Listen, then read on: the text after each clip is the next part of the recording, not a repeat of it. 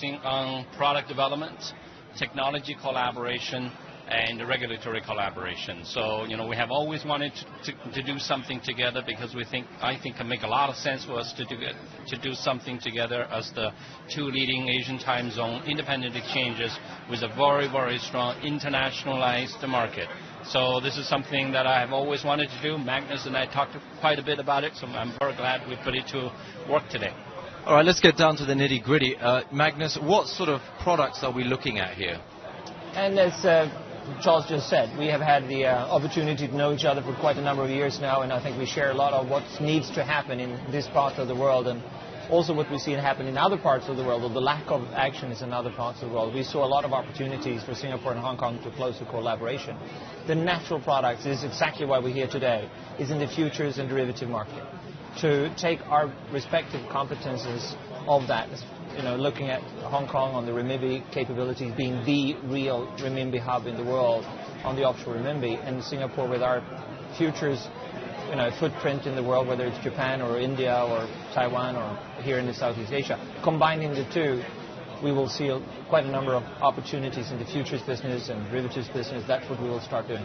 And will the emphasis, Charles, be on more commodity-driven derivatives or financial derivatives? I mean, what are you both looking at exploring? I don't think we're ruling anything out. Everything is possibility, and obviously the primary focus is going to be based on the overall theme of renminbi internationalization. And we, as the primary offshore center of renminbi, I've always believed very strongly that we're talking about renminbi internationalization, not Hong Kongization. So which means that we have to make sure that there are other renminbi internationalization centers, whether that's in Singapore, in London, or New York. And Hong Kong is obviously the primary starting point of that renminbi offshore formation. And we obviously are the most focused on making sure that in Hong Kong we build the ecosystem to ensure that the renminbi coming out immediately will have significant product possibilities. And when that possibility happens, we also want to make sure that extended distribution start to really follow.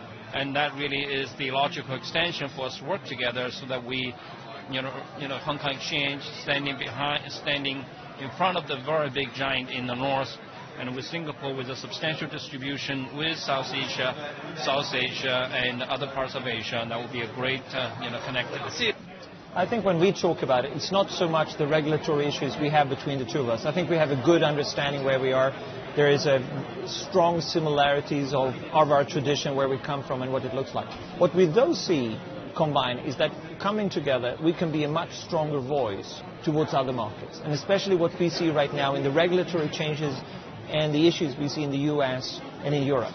If we can come together and say, this is not developing in the right direction, we will be a stronger voice if we, as financial markets in Asia, come together, be clear on what we think they should do in order to open up the market. So what you will see us doing, and we wouldn't mind other partners coming into this collaboration on how we'd like to strengthen Asia in this in order to affect others. So regulatory collaboration is more to have a common view of what needs to happen in order to make cross-border trading easier, better, safer.